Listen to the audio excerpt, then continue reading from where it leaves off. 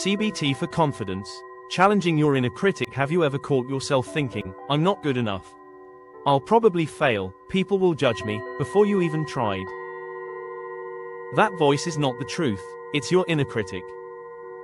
And today, I'll show you how cognitive behavioral therapy, or CBT, can help you challenge that critic and build unshakable confidence. By the end of this video, you'll walk away with a clear understanding of how the inner critic works in your mind. Practical CBT tools you can apply today to challenge negative self-talk. A step-by-step method to grow authentic self-confidence, not arrogance, but the grounded belief that you are capable. What you're about to learn will change the way you see yourself. We all have a voice inside. Sometimes it sounds like a worried parent, sometimes like a harsh teacher. Psychologists call this negative automatic thoughts.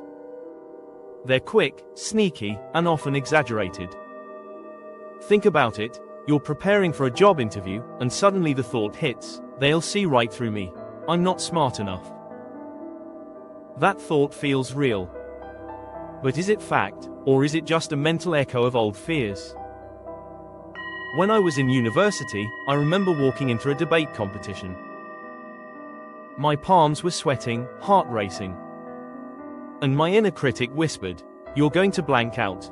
Everyone here is sharper than you." For a moment, I believed it. But when I finally spoke, I realized it wasn't true at all. The critic had lied. This is the first lesson. Your inner critic speaks loudly, but not accurately. CBT works on a simple but profound triangle.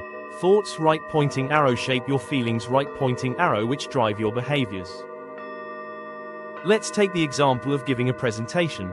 Thought, I'm going to mess this up. Feeling, anxiety, shame. Behavior, you avoid speaking or rush through nervously.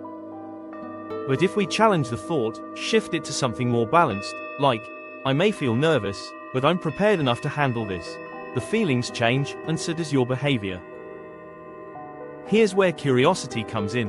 What if half the things your inner critic says are distortions, mental tricks? CBT identifies these as cognitive distortions, all or nothing thinking. If I don't do it perfectly, I'm a failure. Mind reading, they must think I'm stupid. Catastrophizing, if I make one mistake, everything will collapse. Learning to spot these distortions is like shining a flashlight in a dark room. You start seeing the critic for what it is, a trickster, not the truth teller. Now let's get practical. Here are 3 CBT tools you can use. Thought record journaling. Write down the critical thought. Ask, what's the evidence for this? What's the evidence against? Replace it with a more balanced alternative. Behavioral experiments. Instead of believing your critic, test it. If the critic says, you'll embarrass yourself if you speak up in class, try saying one comment. Notice the outcome. More often than not, reality disproves the critic. Externalize the voice. Imagine your critic as a character, maybe a grumpy old coach or a sarcastic villain. Talk back to it, thanks for your opinion, but I'm choosing courage today. This separates you from the critic. It's not who you are, it's just noise. Every time you do this, you're literally rewiring neural pathways. Neuroscience shows that repeated cognitive restructuring builds new circuits. Confidence isn't a personality trait, it's a mental habit. Confidence doesn't mean silencing the critic forever. It means learning to act even when the critic whispers. Think of confidence like a muscle. Awareness is the warm-up. Challenging thoughts is the workout. Taking small actions despite fear is progressive training. Someone I coached once avoided applying for promotions because of their inner critic. Using CBT, they kept a confidence journal. Every time they challenged a thought and took action, they wrote it down. Over months, those pages became undeniable proof. I can do this.